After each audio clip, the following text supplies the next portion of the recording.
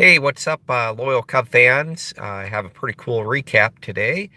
Cubs beat division rivals, Milwaukee Brewers, so they upped their lead to 4 games. This was on Wednesday, September 5th of 2018. It was a disappointing series before yesterday. Still walked out of Milwaukee losing the series, but getting 1 out of 3 is a heck of a lot better than getting swept. So they were able to salvage that and being up 4 games opposed to two, and every game gets to be more critical as there's only 23 games left for the Cubs, and they still have 2 games left that they played against the Brewers, and uh, they're going to play Thursday night against the Nationals, and Brewers are off, so they'll be down to one. So it's every game's getting very important. Uh, Cubs kind of had it all today. Better pitching, better hitting, and better defense. At least no errors today. The game yesterday was not like the Cubs. It was maybe the worst game of the year that I've seen as far as defense and bullpen and even starting pitching and just hitting couldn't get it going. Uh, it was very disappointing. But today, Murphy kind of set the tone. He got on base. First inning, unfortunately, we hit into a double play, but we got the lead fairly early, and we got off to a 4-0 lead. Some of it was taking advantage of Milwaukee mistakes. Uh, Baez is always a guy that can create mistakes, with a few overthrows, and he came scoring from first base on Rizzo's hit and combination of an error, but he still kind of made things happen. He's going to create havoc. So that's why he's one of the more exciting players in baseball. I think the most exciting. I know you do have to live with some of his strikeouts and stuff too, and doesn't have a high walk rate, but when he gets on base, he's pretty amazing. Scores a lot of runs. Has definitely a lot more home run power this year. Over 30 home runs, 100 RBIs. It steals bases, over 20 stolen bases. So pretty cool. Kind of, the main hitters today, Sobers had 3 hits, a double, a couple singles, a couple RBIs. Murphy hits a home run. So Cubs are able to knock out, Brewers pitcher before the 5th inning. He only went 4 2/3 innings, and Cubs had 5 runs at that point. I wish they wouldn't have quite let the foot off the gas pedal. They did get another 4 hits against the bullpen, or maybe it was 6 hits. I think 6 hits in the remaining 4 1/3 innings. They only got 1 run, a solo home run by Schwarber, which was still pretty cool to see. I know he's kind of fighting some back issues and seemed to be in pain, but he says it's kind of a day-by-day thing. If he wakes up feeling good, maybe he'll be in the lineup. Otherwise, maybe a day or two. He doesn't think it's going to be a factor to not be in the playoffs or anything like that. But always got to be careful of back injuries. This time of the year, we can't afford any more injuries. We're trying to get Hayward back and the guys that are trying to make it back. So it's pretty cool. Not Montgomery, Quintana goes down as a quality start. He had a few shaky innings, but only gave up 2 runs in 6 innings. He fought through, got out of a jam. In the 7th inning, his spot in the lineup wasn't up for a while, so they went ahead and pitched him in the 7th, and he got the first 2 outs, and then he was taken out. It's going to be some criticism, like he was doing well, blah, blah, blah. Why not keep him in, get through the 7th? He did have 104 pitches, and one thing with Quintana is he gets in that 3rd time through the lineup, and we already seen some regression at the top of the lineup where he gave up a run. That was it, though. So you have to be careful. I mean, I think I see things escalate with him where it's a walk, a hit, 3-run homer, and so I can see Madden being cautious at 104 pitches. You look at stats, a lot of times when a guy gets 110, 120 pitches, the next outing is pretty bad.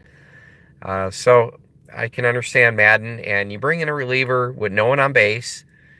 Chavez, who's been pretty dang good, and he gives up a single that just kind of barely got through between the shortstop and third baseman. Russell was able to put a glove on it, but he kind of wisely just picked it up. Probably a little bit cautious after a couple errors yesterday, but he wouldn't have got the runner anyway, and he could have just overthrew and made things worse, getting the guy to second.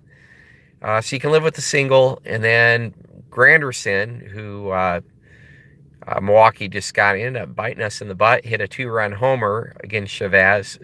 So that was disappointing. Next thing you know, we got a game again at 6-4, and things got kind of got somewhat quiet again. We couldn't quite muster another run.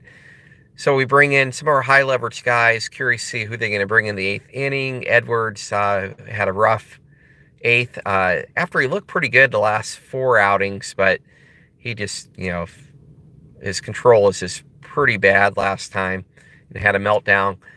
So we seen Cishek, and Cishek, he's been probably our best reliever outside of Morrow. But his last 2 outings, one, he gave up the extra inning home run to lose the game, and then he gave up a run and took the loss. So he had the 2 last losses he's been in a game. But we trusted him in the 8th inning, and he looked pretty good. Got a strikeout, got through the 8th inning fairly easy, 1, 2, 3, kind of like the old Steve Cishek that we've seen. So that was good to see. Actually, he did. It wasn't quite 1, 2, 3. He got the first 2 batters, got a strikeout. They brought in Justin Wilson to face a hot hitting right-handed bat, and he got the out. I think he got a strikeout. So Justin Wilson's been trusted a little bit more in high leverage situations. You might see a change where Edwards maybe not coming in the 8th now until he earns back some trust again. And you can see more Justin Wilson, at least in some tough matchups against right-handers. He's been getting some tough hitters out lately. Hasn't gave up a run since August 2nd, so that's good to see. There's a pretty good article about Madden's circle of trust. Might be a little bit smaller. It's going to be tough against some of the better teams, especially on the road. Milwaukee's got some good bats. They're resilient. Seen them have a lot of comeback victories. So the 8th inning was definitely a success. 9th inning, we go with Strop. We haven't seen Strop in a while. It's been a while since we had that 1-run lead, and so they brought in Strop. One game they brought in Cishek. It didn't quite work out, and so Strop's really been our main closer. With Morrow out, hasn't been perfect, but he's been pretty solid enough. I think maybe 3 or 4 saves he blew, but he's got a number of saves. For a while, he had the most in the last month of NL teams, and Strop got it done. It was a little bit shaky. The first batter, it was a walk on 4 pitches. Pitch number 3 and 4 were clearly strikes, so that was annoying, and I'm not sure if it affected Strop on the next at bat, but he gave a right in the middle strike that was taken for a hit against one of the better players in the league for Milwaukee.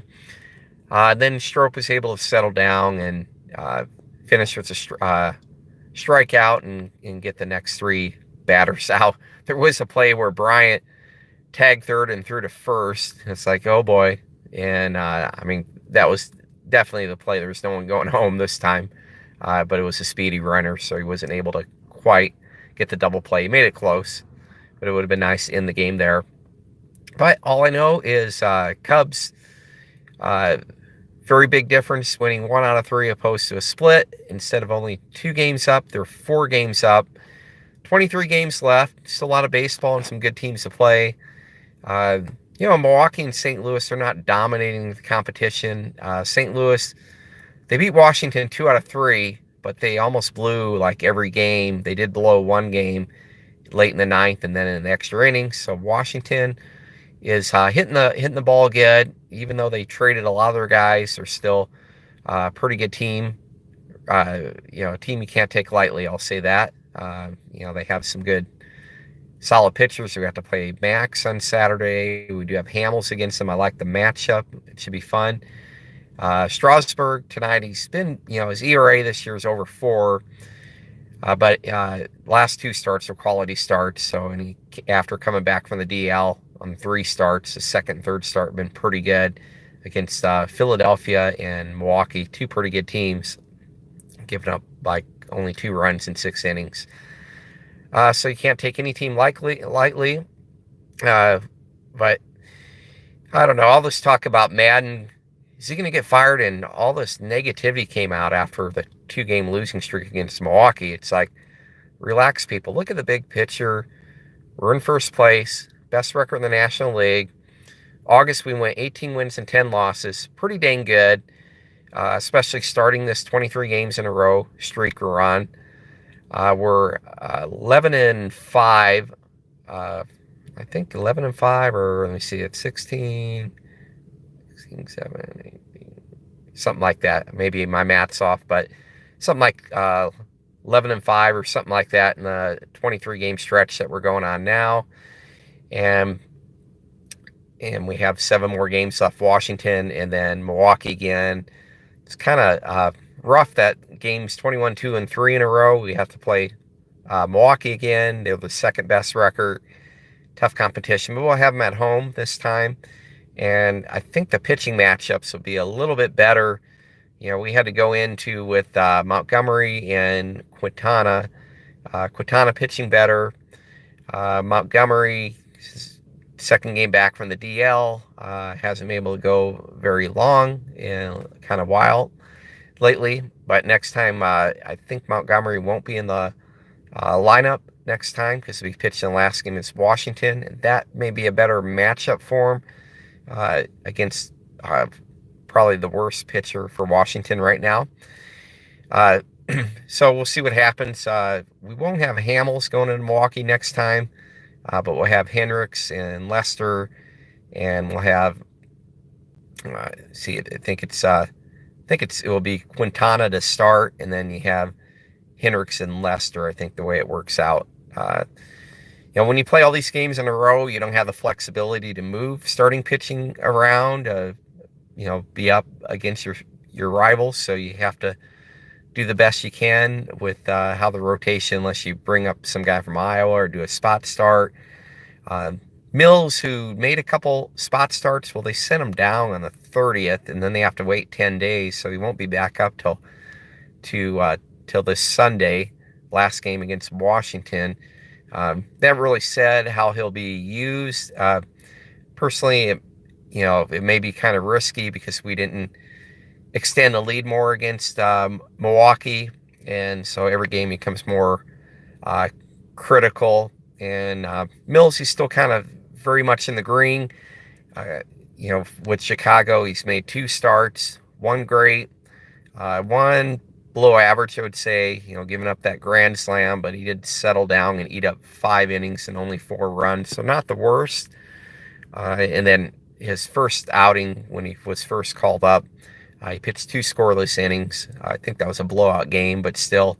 So some mixed results. I think his ERA is like 3.5 too, but obviously they're trusting him enough to give him a shot. We've seen kind of a disaster. The second game against Milwaukee, some of the bullpen guys, all of them that day just really didn't get it done. Maybe some bad luck on De La Rosa. Dunsing looked good, getting out of 1 bases loaded jam, getting the last 2 outs, and then things got rough. The next inning, they tried to keep him in. So we're trying to see what we can get out. You can call up all these relievers, but it's hard for all of them to be good. Well, Cubs will go in on Thursday. Milwaukee and St. Louis are idle. They play a little bit weaker competition, but still baseball, got to play. And Cubs play against a Washington team that still has a lot of good players, even though they traded a lot of guys. They're hitting the ball pretty good lately, and I would say they have at least 2 pretty good pitchers on their staff. So it'll be a challenge on the road against Washington, and we'll see if we can rise above the challenge, and hopefully some of the people on the ledge can relax a little bit. We have done a lot of good things in August. September, we're 3-2 now, and we still control our own destiny. So relax. We've seen what the hitters can do yesterday. It's definitely a challenge in this 23-game stretch, but we're doing pretty good handling the adversity to the most part. So let's get it done. We can possibly extend the lead to 4.5 games tonight. Go Cubs, go!